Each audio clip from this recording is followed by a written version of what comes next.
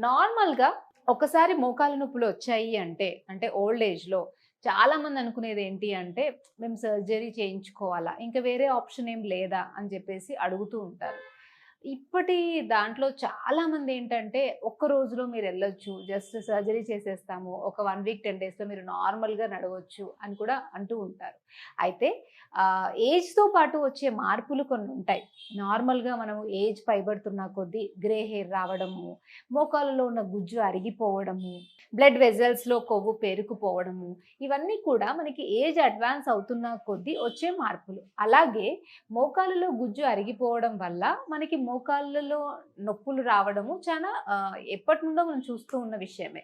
అయితే దీన్ని అప్పటికప్పుడు సర్జికల్‌గా మార్చే అటువంటి శస్త్రచికిత్సల వల్ల ఓన్లీ ఆ పర్టిక్యులర్ జాయింట్ దగ్గర ఉండే జాయింట్‌ని మాత్రమే మారుస్తారు. ఆ తర్వాత మనకేంటి అనంటే ఎప్పుడైనా సడెన్‌గా పడిపోయినా కూడా మళ్ళీ ఆ స్ట్రక్చర్‌లో అంతా కూడా చేంజ్ వచ్చినా కూడా అది చాలా ప్రాబ్లమాటిక్‌గా ఉంటుంది. ఒకసారి మోకాళ్ళ నొప్పి సర్జరీ చేయించుకున్నాక కింద కూర్చొని లేవడం కూడా సరి అయినది కాదు అని చెప్తూ ఉంటారు. అంటే మామూలుగా చైర్‌లలో మాత్రమే కూర్చోవడం అలా చేయమని చెప్తూ ఉంటారు. అండ్ సర్జరీ అనేది ఎప్పుడూ కూడా సర్జరీయే. ఎప్పుడైనా కూడా ఎటువంటి ప్రాబ్లమ్ అయినా వచ్చే ఛాన్సెస్ ఉంటాయి కాబట్టి అండ్ సర్జరీ అనేది ఖర్చుతో కూడుకున్నది అండ్ అందరూ కూడా అఫోర్డ్ చేసే అటువంటి దాంట్లో ఉండదు. చాలామంది రూరల్ ఏరియాల్లో ఉంటారు. బిలో ఎకనామికల్ క్లాస్‌లో ఉంటారు. అంటే వాళ్ళు చాలా పూర్ కండిషన్స్‌లో కూడా ఉంటూ ఉంటారు. వాళ్ళకి కూడా చాలా మందికి ఈ మోకాళ్ళ నొప్పులు అనేవి ఇబ్బంది పెడుతూ ఉంటాయి. ఊర్లలో పొలం పనులు బాగా చేసి, బాగా యాక్టివ్‌గా ఉన్నటువంటి వాళ్ళు కూడా ఓల్డ్ ఏజ్‌కొచ్చేసరికి ఆ మోకాల్లో గుజ్జు అరిగిపోయి, ఈ మోకాళ్ళ నొప్పితో బాధపడుతూ ఉంటారు. సో, అందరికీ సర్జరీ అడ్వైజబుల్ కాదు. అండ్ సర్జరీ అందరికీ అఫోర్డబుల్ కూడా కాదు. సో, అలాంటి టైంలో మనం ఏం చేయాలి? ఎటువంటివి మనము ఇంట్లో చేసుకోవడం వల్ల మనం ఈ ప్రాబ్లమ్ నుండి చాలా వరకి బయటికి రాగలుగుతాము.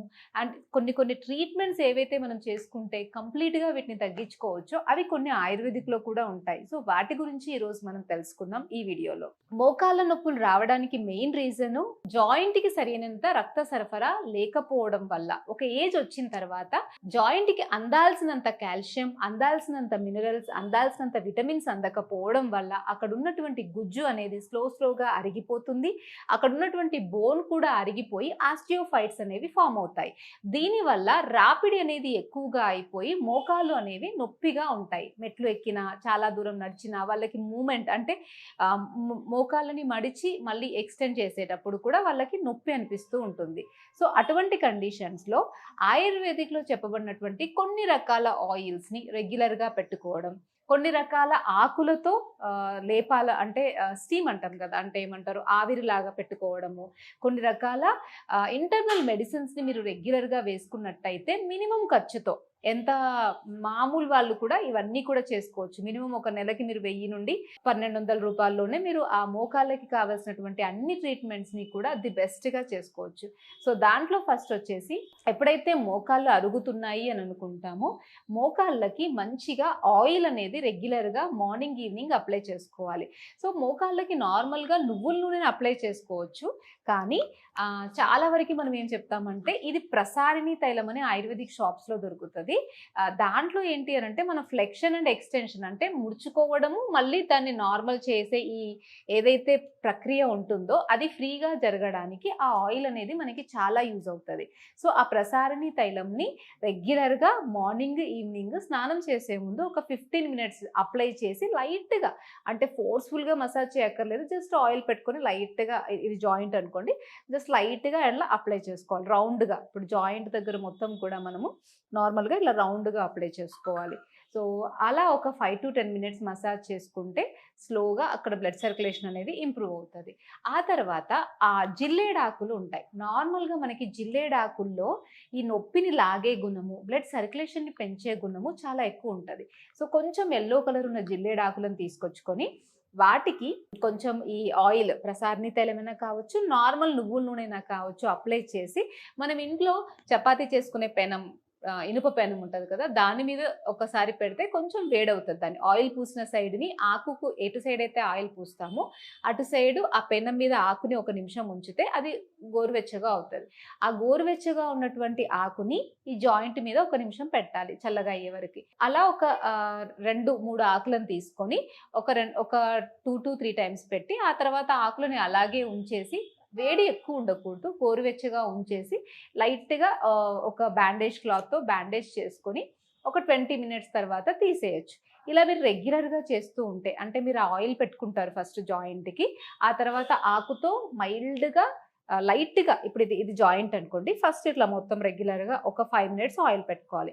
తర్వాత ఇది ఆకు అనుకుంటే దీనికి ఆయిల్ పెట్టేసి పెనం మీద వేడి చేసి ఇలా లైట్‌గా ఫర్మెంటేషన్ ఇచ్చుకోవాలి. ఎక్కువ వేడి చేయకూడదు. మీకు నొప్పి ఎక్కువ ఉన్నప్పుడు వేడి తెలియదు. అయినా కూడా మీరు గోరువెచ్చగానే చేసుకోవాలి.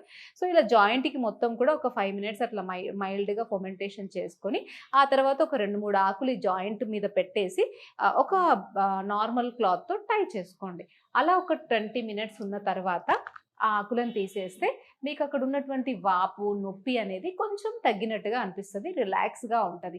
ఇలా మీరు రెగ్యులర్‌గా ఒక 15-20 డేస్ చేసుకున్నట్టయితే లోకల్‌గా ఉన్నటువంటి సర్క్యులేషన్ పెరగడం వల్ల, అక్కడున్న రక్తనాళాల్లో ఉన్నటువంటి రక్త సరఫరా సరిగా జరగడం వల్ల నొప్పి అనేది చాలా వరకి తగ్గుతుంది. ఇంటర్నల్‌గా వేసుకునేటువంటి కాల్షియంని పెంచేటువంటి ఆహారాలు ఏం తీసుకోవాలి అంటే, ఊర్లలో ఉన్న వాళ్ళకి చింతగింజలనేవి చాలా బాగా దొరుకుతాయి.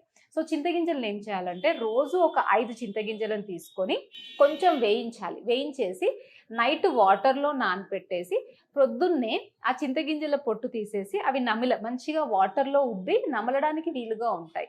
ఆ 5 చింతగింజలని మెల్లిగా నమిలి తినాలి.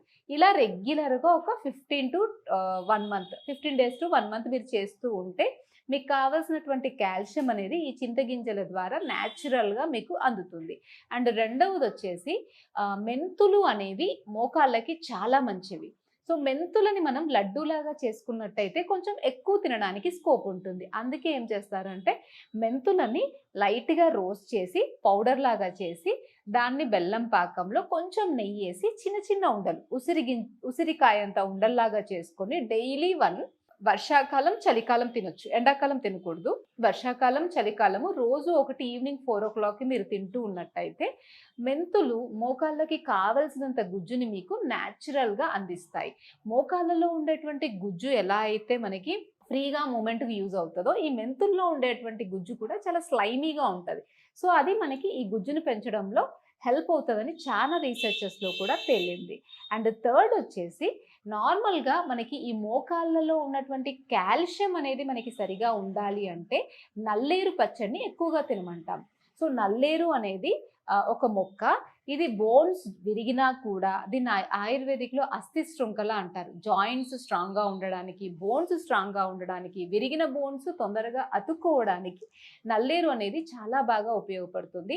సో, నల్లేరుని మనం పచ్చడిలాగా తీసుకోవచ్చు. లేదా నార్మల్‌గా నల్లేరుని నేతిలో వేయించేసి చిన్న చిన్న ముక్కల్లాగా చేసుకొని డైరెక్ట్‌గా కూడా తీసుకోవచ్చు. కానీ చాలా మందికి నల్లేరుని డైరెక్ట్‌గా తీసుకుంటే దురద వస్తది గొంతులో, కాబట్టి మనం దాన్ని చింతపండు చేర్చి పచ్చడిలాగా తీసుకోమని అడ్వైస్ చేస్తాం. ఇలా మనకి న్యాచురల్‌గా దొరికేటువంటి ఈ నల్లేరు కావచ్చు, చింతగింజలు కావచ్చు, మెంతులు కావచ్చు, వీటిని మీరు వీలైనంత ఎక్కువ రోజులు మీ ఫుడ్‌లో తీసుకుంటూ ఉంటే మెల్లిగా గుజ్జొస్తుంది. అండ్ ది బెస్ట్ అండ్ అందరికీ తెలిసింది, మనకి ఎక్కువ కాల్షియం, విటమిన్ ఇ ఇవన్నీ కూడా బాగా అందించేది ఆవు నెయ్యి. సో, ఏ విధంగా అయినా పర్లేదు, మీరు కొంచెం నెయ్యిని, అంటే చాలామంది ఏమంటారంటే నెయ్యి మాకు పడదు, నెయ్యి వాసన ఇష్టం ఉండదు, లేకపోతే నెయ్యి మేము చేసుకోలేకపోతాము, అలా డిఫరెంట్ రీజన్స్ చెప్తారు. కానీ ఆయుర్వేదంలో నెయ్యి చాలా ఫస్ట్ ప్లేస్ ఉంటదనమాట చాలా రకాల ప్రాబ్లమ్స్‌ని తగ్గించడంలో. సో, ఈ మోకాళ్ళ నొప్పులు తగ్గించడంలో కూడా మీరు రెగ్యులర్‌గా ఆవు నెయ్యిని ఒక 10 ఎంఎల్, ఒక 2 వెల్లుల్లి నేతిలో వేయించేసి, ఆ 10 ఎంఎల్ నెయ్యి, ఆ 2 వెల్లుల్లి ఫస్ట్ తినే 2 ముద్దల్లో తిన్నారనుకోండి, స్లోగా మీకు ఆ వాపు, నొప్పి బాగా తగ్గుతాయి. అండ్ అందాల్సినంత నరిష్మెంట్ కూడా మీ బాడీకి న్యాచురల్‌గా అందుతది.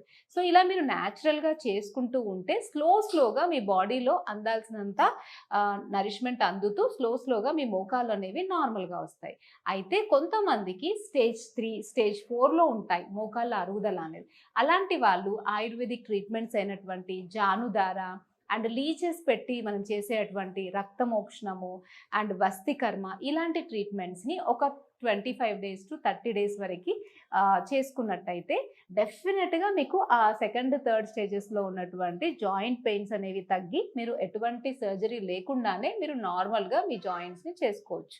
అండ్ ఇదంతా కూడా మీకు అఫోర్డబుల్ ప్రైస్లోనే ఉంటుంది అండ్ ఈజీగా కూడా ఉంటుంది. ఎటువంటి పెయిన్, నొప్పి, భయము కూడా ఇవి చేయించుకోవడంలో మీకు ఉండదు. Thank you.